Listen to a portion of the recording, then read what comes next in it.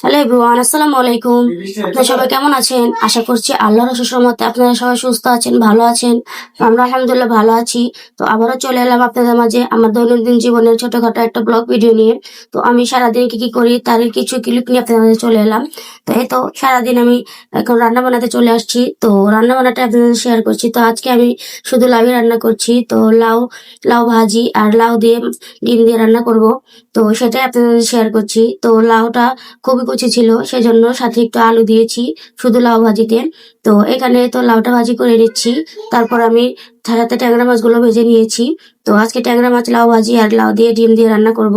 তো এখানে তো ট্যাংরা মাছগুলো ভাজা হয়ে গিয়েছে, এখন আমি লাউ তরকারিটা বসিয়ে দেবো। তো এখানে সব ধরনের মশলা দিয়ে আমি লাউ তরকারিটা বসিয়ে দিয়েছি। আর আমি পেঁয়াজ রসুন তারপর কাঁচা মরিচ একটু থেতলে নিয়েছি। নিয়ে এখানে আমি ওগুলো ভেজে তারপর ডিমটা ভেঙে দিয়ে দিয়েছি। দিয়ে সব ধরনের মশলা দিয়ে এখন আমি পানি দিয়ে ডিমটাকে ভালোভাবে কষিয়ে নিব। তো কষানো হয়ে গেলে আমি লাউগুলো দিয়ে দিব। তো আমি এভাবে কচি লাউটাকে আমি ছোট একটা লাউ ছিল, তারপর আমি 2 দিন রান্না করে নিচ্ছি।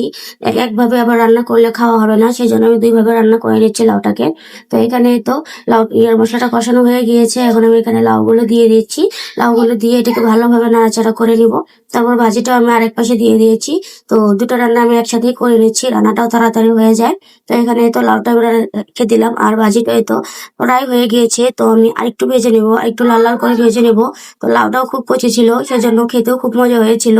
আর সেদিন আমি লাউ দিয়ে গরু গোস্ত রান্না করেছিলাম, তো সেদিনই এই 2টা লাউ নিয়ে আসছিল। তো একটা লাউ আমি রেখে দিয়েছিলাম। তো আজকে আমি সেটাও রান্না করে নিয়েছি। নিয়ে তো ভাজিটা আমার হয়ে গিয়েছে কি সুন্দর, আর লাউটা রান্নাও হয়ে গিয়েছে। তো আজকে দুপুরে আমরা এগুলোই খেয়ে নিবো, ট্যাংরা মাছ ভাজি আর এই লাউ তরকারি দিয়ে লাউ ভাজি দিয়ে। তো খাবারটা আলহামদুলিল্লাহ খুব ভালো হয়েছিল।